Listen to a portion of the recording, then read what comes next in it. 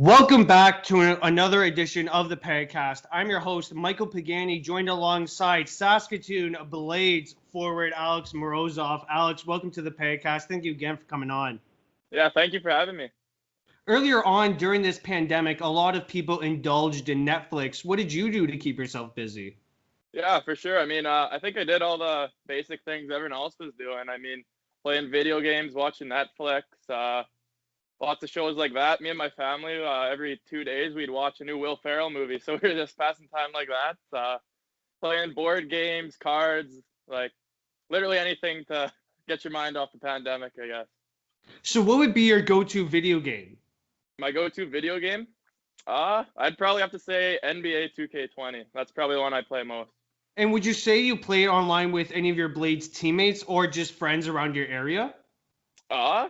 No, I haven't really played with any of the Blades teammates. We usually play Call of Duty Zombies together, but yeah, I usually play with just some buddies from home. We like to play 2K quite a bit, but honestly, I never really played a whole lot of video games. But with the pandemic, I kind of hopped back online. I got the rust off the controllers and started playing a bit more.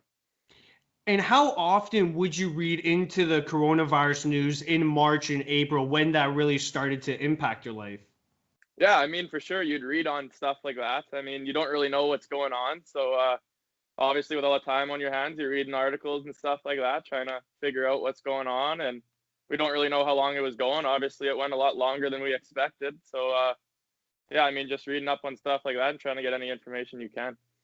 With the NHL, unfortunately postponing tonight's games due to the Jacob Blake shooting, with that return, has the NHL brought normalcy back into your life? Yeah, obviously it's nice watching the NHL again.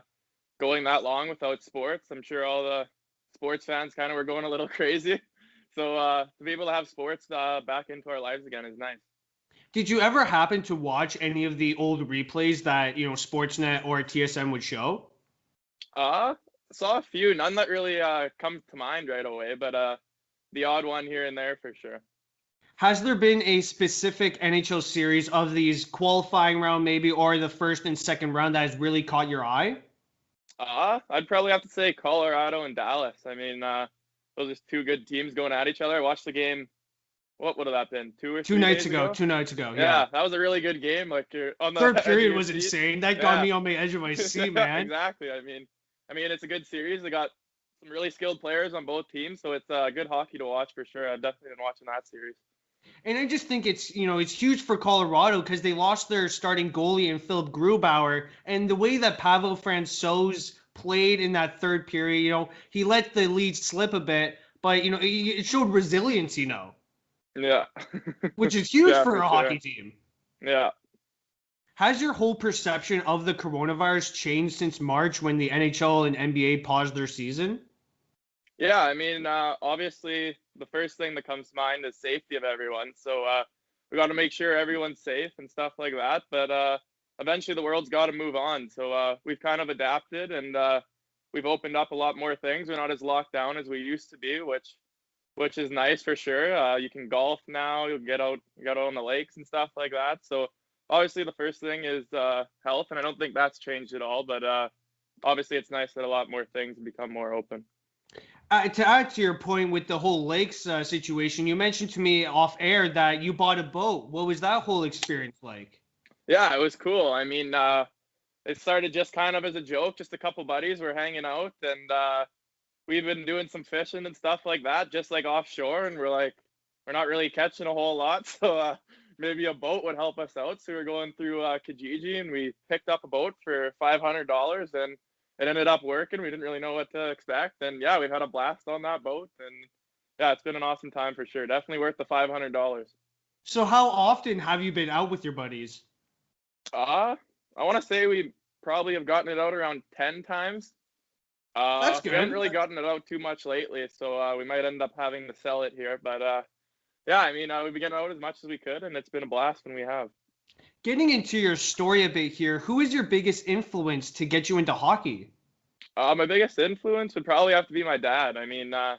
He'd always build a backyard rink for us. Here in Saskatoon, it gets pretty cold, sometimes minus 40 and stuff like that. So we've been fortunate to have a rink in our backyard. We've probably ever since I was 2 or 3 is when I started skating on the backyard, and we had it probably up until maybe bantam, because then you're doing most of your skating with skills coaches and stuff like that. But we've probably had it for all those years, and I just remember skating with him a lot on there and shooting on the front, and he kind of inspired me and has supported me all along. I don't think he's ever missed any of my games until junior. So I mean, it's been special, and I think my dad's probably my biggest influence. How often do you go on the ODRs there in Saskatoon? Yeah, quite a bit. I mean, with the Saskatoon Blades, we actually do a few outdoor skates with our fans. So we ODR, I guess you could say, with our fans. Yeah. So yeah, and then obviously just skating around here too. I haven't been in Saskatoon that much, where there's actually been rinks available during I've been here, so it's been nice to be able to. Nothing like the outdoor rink, so it's nice to be able to be back in Saskatoon and get on those outdoor rinks when you can. Was there a player growing up who you wanted to model your game after? For sure, it was Alex Ovechkin. I mean, just watching up, I got some Russian in my blood, and he was always just the biggest role model for me. I've been wearing number 8 all my career until junior too, so yeah, it's definitely been Alex Ovechkin. How disappointing was it for you to not continue to wear number 8 going into junior? Yeah, I mean, obviously I like number 8. I made the transition to 24, so it was 8 times 3, I guess. But yeah, I mean, it didn't really faze me too much. I liked wearing 24, and now I got 20, so I kind of just like those numbers now. But if I ever did throw on a vintage number 8, I wouldn't hate it either. Growing up in Saskatoon, did you happen to go to a lot of Blades games as a kid? Yeah, a lot of games actually. I mean, it was kind of the thing to do. Everyone would just meet at the Blades games, watch some hockey, walk around the concourse, and yeah, when I was really little, I'd do like the Tim Hortons skate where the little kids go out there. So I actually have photos of me do it, like skating out there and stuff like that. So yeah, I mean, when you grow up idolizing the Blades, it's pretty cool. You watch them pretty much growing up, and you think it's the highest level there is other than the NHL. So I mean, yeah, definitely a lot of Blades games when I was younger. Little did you know that you would end up skating on that same rink wearing a Blades jersey. Yeah, exactly. That goes into my next point. As a kid growing up, did you ever expect to be in the same position? Honestly, I didn't know. I mean, obviously, it never really crossed my mind. Obviously, that's the goal you want to get to. But honestly, I would just take it day by day. And once you start getting a little older, around midget, you kind of have to make that decision, what you're going to do with your career. So, I mean, once you get closer to it, and then obviously getting drafted helps, it kind of gets you one step closer. But honestly, it was all up in the air. You didn't know what path I would take. So, yeah. Who is your favorite NHL team growing up? It was the Montreal Canadiens. And, what kind of started your love for the Montreal Canadiens? I was brought up in it. I mean, my whole family has been diehard Habs fans, and I kind of just embraced it. And I mean, good Canadian team, and yeah, just the history behind the franchise and everything. I definitely, yeah, that's why I'm a Habs fan, I guess. With your history in hockey, you've played through the minor leagues in Saskatoon. What lessons did you learn as you kind of grew your way through that program? Yeah, for sure. I mean, it all starts off just being fun, and hockey still is fun to this day. But I mean, as you make your way up through the ranks, I think the most notable thing is probably the commitment. I mean, obviously when you first start, you're probably going like once a week or something, and now it's gotten to the point where it's every day. So I mean, just the commitment it takes to go up through the ranks is probably what I've noticed the most. Did you end up playing with the same core throughout your majority of minor leagues? For the most majority, yeah. I mean, we split up into zones, so you're mostly playing with who's in your area. But once you get to Pee Wee and Bantam, it's citywide is what they call it. So you're playing with basically the same group. It's all the Saskatoon kids. So a lot of guys I've played with are in the league now and stuff like that. So yeah, a lot of people have kept in that circle, I guess. How big was it for you getting drafted by the Red Deer Rebels in the 2016 WHL draft? Yeah, I mean, it's definitely something you look forward to at the start of your Bantam year.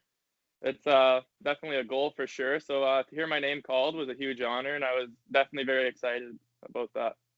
How did you end up celebrating that moment?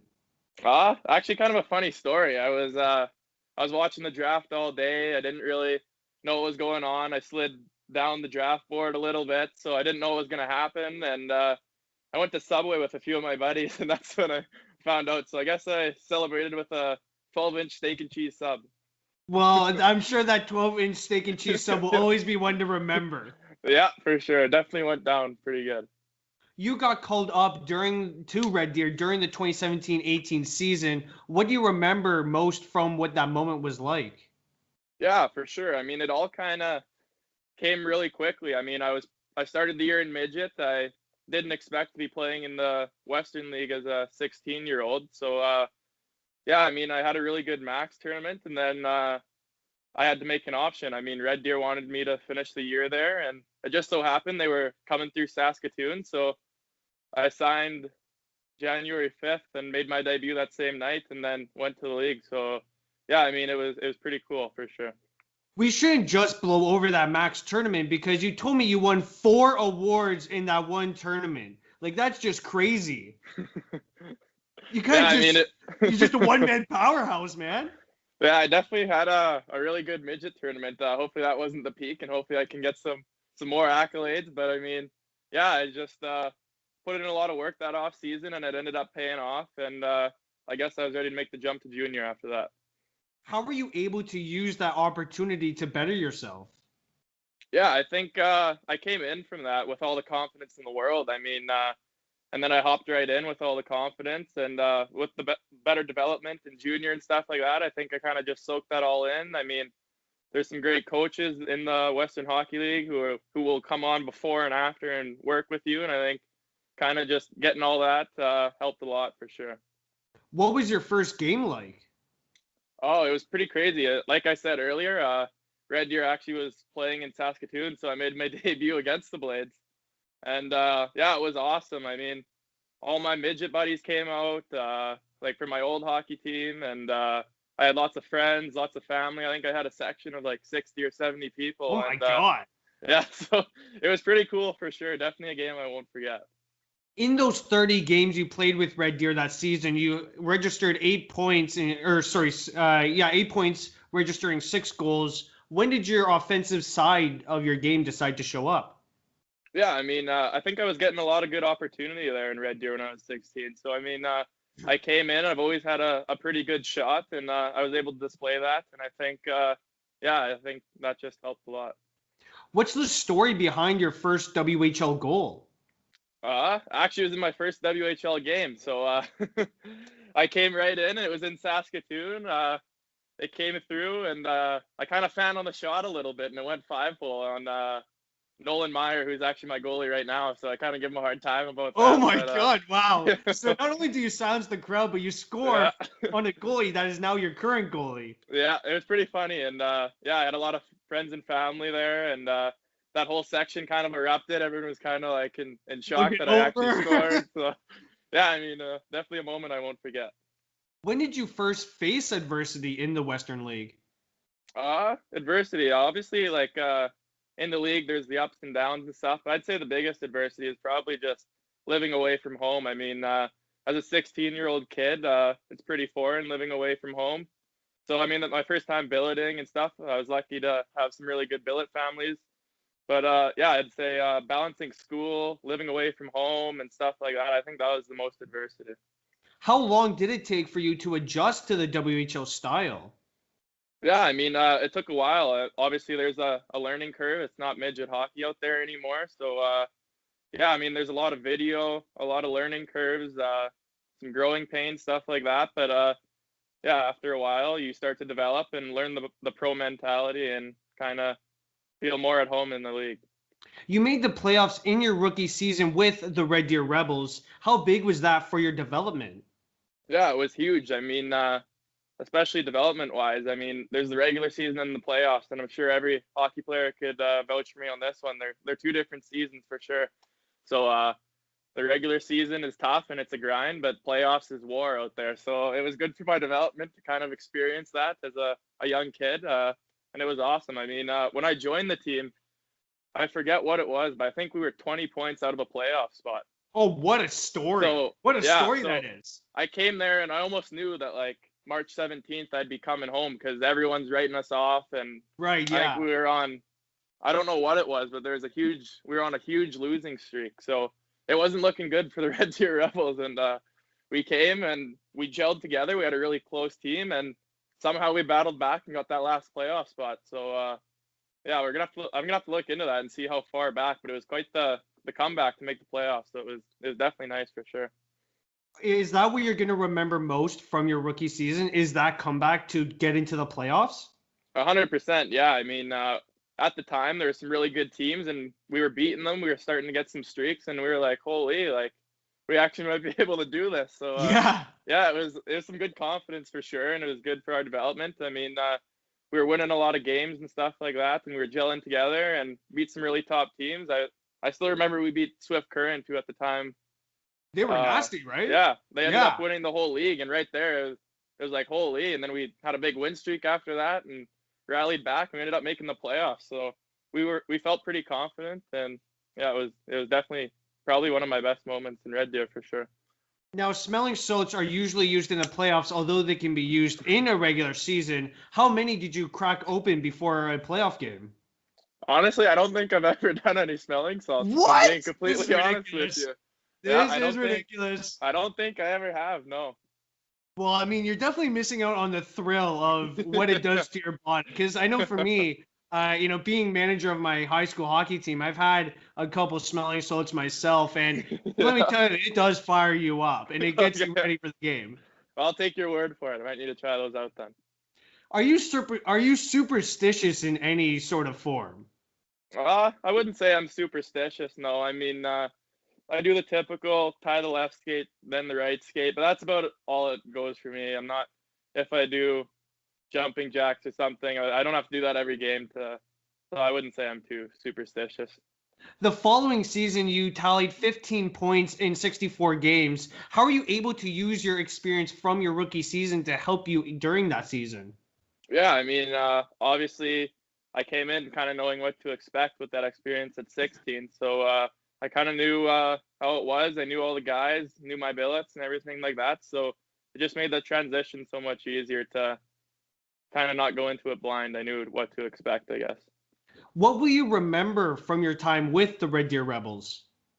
Probably just how close the team was. I mean, we were a really tight knit group, and ran a very professional system there. So I mean, I think that's what I'm going to remember most is just how we played to our identity all the time and how close we were. You made the playoffs in back-to-back seasons when you did play with the Rebels. Did you get a sense that you were finally maturing physically? Yeah, for sure. I mean, obviously, when you start your season every year, you want to make the playoffs and you want to go deep. So I mean, yeah, it's definitely nice to make the playoffs, and I definitely think that helped me mature as a player. Before getting to the Saskatoon Blades, you did play for the Seattle Thunderbirds. What was that experience with Seattle like? Yeah, it was cool for sure. I mean, obviously, getting traded, you don't really know what to expect, but actually, funny story. So one of my really good buddies, he was from Red Deer. His name was Hunter Donahoe. He also got traded to Seattle. So I got traded 2 weeks later. I got to Seattle, so I knew Donnie really good. We were really good buddies on Red Deer, so we ended up billeting together, believe it or not. So wow, that is something wild, man. So that definitely helped out for sure, transitioning into Seattle. And yeah, it was a lot different than Red Deer, but I really enjoyed it. I mean, the fans there are pretty passionate. I definitely enjoyed the big city there too. Caught a Seahawks game, so that was cool. And yeah, I mean, it's a great city and it's a great place to play. So I definitely enjoyed my experience in Seattle. Just how loud is the Seattle crowd? Like I'm hearing from the NFL reporters, oh, it's like the loudest crowd in the in the NFL. But speaking with someone who has firsthand experience, how loud is it? Oh yeah, it's worth all the hype. It was extremely loud. So I think a lot of kids are wearing earplugs there and earmuffs. So yeah, the fans are pretty loud, and it's quite a cool atmosphere to experience for sure. You've been through three different systems, the Red Deer Rebel system, Seattle Thunderbird system, and the Saskatoon Blades system. Does your prior experience help with you adjusting to different team systems, like whether they run an aggressive forecheck, a moderate forecheck, that stuff? Yeah, for sure. I mean, obviously every team runs a little different, but for the most part, most of it's pretty similar. I mean, you obviously need to tweak the minor things and go to the system that your team's running. So, yeah, but I mean, adjusting to a few different systems, I've kind of picked up on that pretty quick, and I feel like, yeah, definitely learning all the different systems helps, especially when you play those teams next time. Yeah, for sure. Because you might, you guys, you have firsthand experience with how Yeah, they run it, so you kind of have exactly. it in the back of your brain, Yeah. So you can almost see the plays they're running. So yeah, unless they change them, but you never know. Your stay with Seattle was shortly lived as you got shipped out to your hometown Saskatoon Blades. How excited were you when you heard the news you were going to Saskatoon? Yeah, I mean, I was obviously really excited. Obviously, I've never played at home since midget. I've been living away, so it was nice to be able to be with family and with all the friends and stuff like that. So I grew up watching the Blades, and being able to throw on that jersey for real definitely was special. With you playing for the Blades, how often does your family and or friends come out and support? Yeah, I'd probably have to say every night. I mean, there's always someone in the crowd there. Lots of friends from school come out. Even some odd teachers will come out here and there. So yeah, I mean, pretty much a lot of friends and family come out all the time. Got some little cousins who come a lot. So yeah, You it's have a cool. whole section just dedicated for yourself. Yeah, not as big as it was that one time, but it's still a decent amount, I guess you could say. Has it provided any comfort for you getting traded to Saskatoon? Because you could sleep in your own bed, you could, eat at your own house, that stuff? Yeah, for sure. I mean, yeah, it's nice. Being able to live in the house you grew up living in is definitely nice. I mean, living away from home since 16, you almost forget what that feels like in a way. So to be able to feel right at home, even well, I guess I am at home now. So yeah, I mean, yeah, it's definitely nice living at home for sure. Your teammate Martin Fasco Rudis made the Slovakian World Junior team, if I'm not mistaken, this past Yeah, December. What is it like playing alongside him? yeah. I mean, he's a great player. He came in from Everett right around the deadline, and he made an immediate impact for us. So I mean, he was a great player for us, and he's going to be a great player for us again next year. I mean, he's an awesome player, and he's a great guy as well. I mean, the Euro players usually have pretty bright personalities, and he for sure does as well. I mean, he's definitely a guy you look through in the dressing room, and he's always got a smile on his face. So I mean, he's a great player, and he's also a great teammate as well. How do you use your past experience in the WHO to take rookies under your wing to kind of act in a leadership role? Yeah, for sure. I mean, one of my favorite things to do is just talk to the younger guys. I mean, they're all coming in, and a lot of them don't really know what to expect. Just it's fun making jokes with them and telling them some of my experiences and stuff like that. So yeah, I definitely like being an older player in the league and talking to the younger guys for sure.